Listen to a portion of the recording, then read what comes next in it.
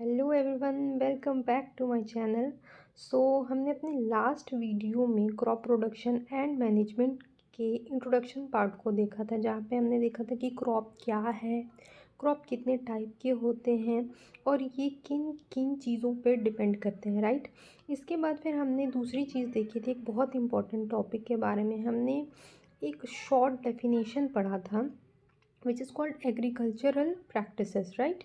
अभी जो है ना, हम इस वीडियो में इस एग्रीकल्चरल प्रैक्टिसेस के बारे में डिटेल में पढ़ेंगे, उसके हर एक स्टेप्स को जानेंगे और हर एक स्टेप में क्या क्या चीज़ें आएंगी वो हर एक चीज़ को हम इस वीडियो में समझेंगे। Okay, so let's start with the agricultural practices definition, right. तो अगर मैं ऐसा बोलूँ कि एग्रीकल्चरल प्रैक्टिस क्या है, तो वी कैन से दैट ना कि agricultural practices are the set of activities performed by farmers to grow and harvest crop efficiently, right। अच्छा, ये तो ठीक है कि हमने ये पिछले क्लास में पढ़ा था। इसके अलावा हमने और एक क्या चीज़ पढ़ी थी कि ये जो एग्रीकल्चरल प्रैक्टिसेस हैं ये सिस्टमेटिक होती हैं, राइट। हम इनको हर एक स्टेप्स को सिस्टमेटिक वे में लेते हैं। और ऐसा क्यों? क्योंकि अगर हम इसको सिस्टमेटिक वे में लेंगे तो it will ensure high yield, right, of crops, है ना। सो अभी हम इस एग्रीकल्चरल प्रैक्टिसेस में जो मेजर स्टेप्स इन्वॉल्व हैं उसको एक एक करके एक बार पहले हम समझते हैं, फिर हम हर एक स्टेप को डिटेल में पढ़ेंगे। तो इसमें सबसे पहला स्टेप कौन सा था? सबसे पहला स्टेप था प्रिपरेशन ऑफ सॉइल, राइट। फिर सेकेंड स्टेप था अपना सोइंग, राइट। थर्ड था अपना adding manure and fertilisers. Fourth था अपना इरिगेशन। फिफ्थ था अपना प्रोटेक्टिंग फ्रॉम वीड्स, है ना।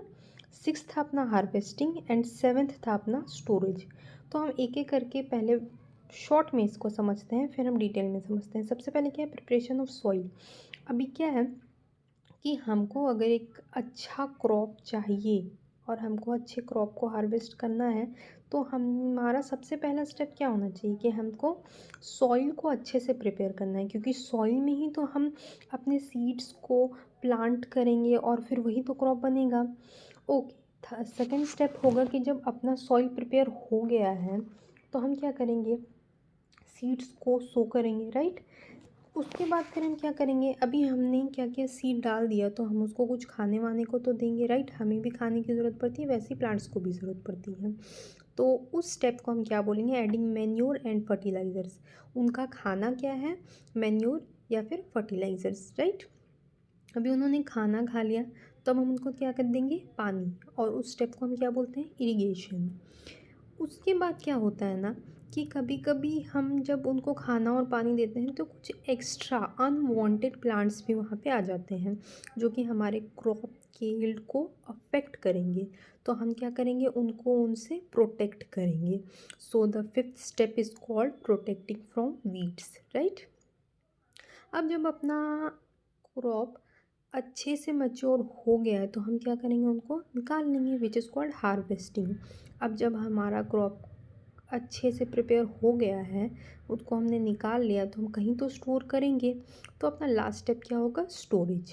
तो आज के इस वीडियो में हम एक एक करके सबको डिटेल में समझते हैं। तो सबसे पहला क्या है अपना step? Preparation of soil, right. तो प्रिपरेशन ऑफ सॉइल क्या होता है? प्रिपरेशन ऑफ सॉइल बेसिकली क्या होता है? हम सॉइल को क्या करते हैं? टर्न करते हैं और लूज़ करते हैं। और ऐसा क्यों करते हैं? ताकि हमारे सॉइल को प्रॉपर एयरेशन मिले, राइट, प्रॉपर एयर अंदर जाए। तो वी कैन से दैट ना कि preparation of soil is basically to loosen and turn the soil for proper aeration, right. अब प्रॉपर एयरेशन की क्यों ज़रूरत है हमारे सॉइल को? ये क्या करता है? हमारे सॉइल के वाटर रिटेंशन को इम्प्रूव करता है। और इससे क्या होगा?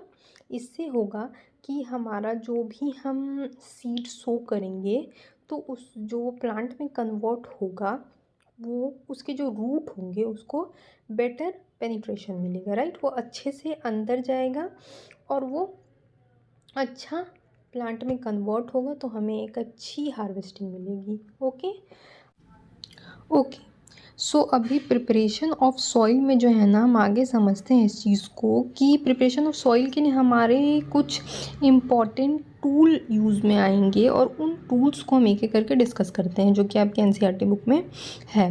तो उस टॉपिक का नाम क्या है आप देख रहे हो अपने बुक में, एग्रीकल्चरल इम्प्लीमेंट्स, राइट। तो एक एक करके समझते हैं हम। सबसे पहले क्या होता है अपना प्लो। अब प्लो क्या होता है, बेसिकली प्लो का यूज़ करके जो हम स्टेप को आगे बढ़ाते हैं उसको हम क्या बोलते हैं, प्लोइंग।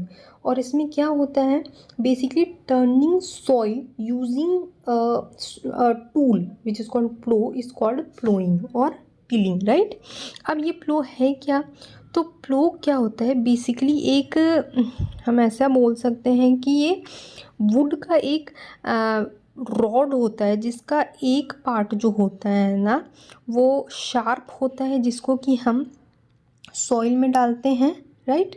और दूसरा मतलब सॉइल में पेयर करते हैं, और दूसरा पार्ट जो होता है उसका दूसरा एंड जो होता है उससे जो है ना हम उसको एनिमल से कनेक्ट करते हैं, या फिर हम उसके दूसरे पार्ट को जो है ना एनिमल्स, या फिर एनिमल्स में स्पेसिफिक एनिमल्स बुल्स लाइक तो उनके नेक पे वो रखते हैं, और वो जैसे जैसे आगे बढ़ते हैं वैसे वैसे वो जो शार्प पार्ट है वो अंदर जाता है आपके सॉइल में, और सॉइल क्या होता है, टर्न ऑफ होता है, और उसके वजह से क्या होता है वो लूज़ होता है, राइट। और उससे हमें क्या फ़ायदा होने वाला है वो तो हम पहले ही पढ़ चुके हैं। तो अगला अपना कौन सा होगा, अगला है अपना हो, राइट। तो आप देख रहे हो अपने पेज नंबर 4 में फिगर 1.1b हो दिख रहा है आपको, राइट। अभी हो क्या होता है, वो एक टाइप का सिंपल टूल होता है जो कि क्या होता है, जो भी वीड्स होते हैं, राइट। पहले से भी जो हमने लास्ट ईयर या लास्ट सीज़न में जो भी हमने क्रॉप डाला था उसके बाद भी है ना कई वीड्स जो अनवांटेड प्लांट होते हैं वो भी आ जाते हैं, और जो है ना इसके अलावा जो है ना सॉइल को वापस से लूज़ या टर्न करने के लिए भी इसका यूज़ करते हैं हम, ठीक है। अब ये क्या होता है, ये भी सेम ऐसे वुड की लॉन्ग सी रॉड होती है जिसका एक पार्ट वापस एनिमल से कनेक्टेड होता है ना, जैसे आपके प्लो में था। और इसका दूसरा पार्ट जो होता है ना ये आयरन का एक प्लेट टाइप का होता है जो कि ब्लेड के जैसे वर्क करता है, राइट। तो वो फिक्स्ड होता है दूसरे पार्ट पे या दूसरे एंड पे, ठीक है। और जब एनिमल उसको पुल करता है तो अपने आप वो ब्लेड क्या करेगा, सॉइल को टर्न करेगा और वो अपने आप लूज़ हो जाएगी, ठीक है। और ये जो थर्ड है अपना tool which is called cultivator, और ये कल्टीवेटर जो है ये आजकल यूज़ करते हैं, ठीक है। So we can say that it is modern tool. अब ये कल्टीवेटर क्या होता है, ये कल्टीवेटर होता है ट्रैक्टर से कनेक्टेड, है ना। आपको दिख रहा होगा फिगर 1.1 सी में, है ना। तो कल्टीवेटर क्या करता है, इसका भी सेम काम होता है, बट इसका फ़ायदा क्या होता है कल्टीवेटर का कि ये टाइम और लेबर दोनों को बचाता है। तो कोई फार्मर है वो अपने जो जितना बड़ा भी उसका फील्ड है वो अकेले, ट्रैक्टर अगर उसके पास है, कल्टीवेटर है तो वो अकेले कर सकता है। लेकिन अगर हम हो या प्लो यूज़ कर रहे हैं तो हमें टाइम भी ज़्यादा लगेगा क्योंकि वो खुद मैनुअली वो कर रहा है, वो चल रहा है, उसके आगे बुल चल रहा है। दूसरी चीज़ टाइम भी लगेगा और लेबर भी लगेगा, राइट। वो अकेले नहीं कर सकता है तो वो कुछ लोगों को लेके आएगा, तो डेफिनेटली लेबर का वो मतलब है कि उसको फिर वो पैसे देने पड़ेंगे उसके लिए। और अगर वो कल्टीवेटर यूज़ कर रहा है तो वो अकेले यूज़ कर लेगा, तो हम इसको मॉडर्न टूल बोल सकते हैं, राइट। अभी अपना प्रिपरेशन ऑफ सॉइल जो है वो कंप्लीट हो गया है। अभी हम चलते हैं अपने नेक्स्ट स्टेप पे। नेक्स्ट स्टेप अपना क्या था, सोइंग। तो सोइंग क्या है, sowing is basically a process of planting seeds in prepared soil, right. जब अपना सॉइल प्रिपेयर हो गया है तो हम क्या करेंगे, सीड्स को उसमें प्लांट करेंगे, और हम इसी स्टेप को क्या बोलते हैं, सोइंग, राइट। अभी जो है ना इस सोइंग के से पहले हमने सीड्स की जो है ना क्वालिटी चेक करनी होती है। तो फार्मर्स उसके लिए क्या करते हैं, फार्मर्स एक बहुत ईजी सा स्टेप करते हैं जिसमें वो एक कंटेनर लेते हैं जिसमें वाटर डाल देते हैं, ठीक है। अब वो क्या करते हैं, उन सीड्स को जिसको उनको सो करना है वो उस वाटर वाले जो भी कंटेनर है उसमें डालते हैं, ठीक है। अब कुछ सीड्स क्या होते हैं, ऊपर फ्लोट करने लगते हैं, और कुछ सीड्स क्या होते हैं, मैक्सिमम सीड्स जो होते हैं सिंक करने लगते हैं, मतलब डूब जाते हैं नीचे। तो जो फ्लोट करते हैं वो होते हैं डैमेज्ड सीड, और जो नीचे सिंक हो जाते हैं ना वो होते हैं अच्छी क्वालिटी के सीड। अब इसका क्या मतलब हुआ, ऐसा क्यों हुआ?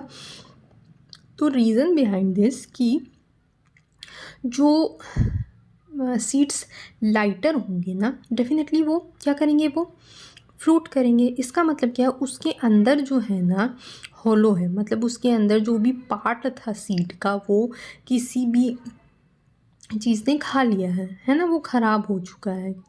तो इसके वजह से क्या होता है, वो ऊपर आ जाते हैं, और इसलिए फिर हम उसको हटा देते हैं, और जो अच्छे पार्ट वाले सीड थे हम उनका यूज़ करते हैं। ठीक है।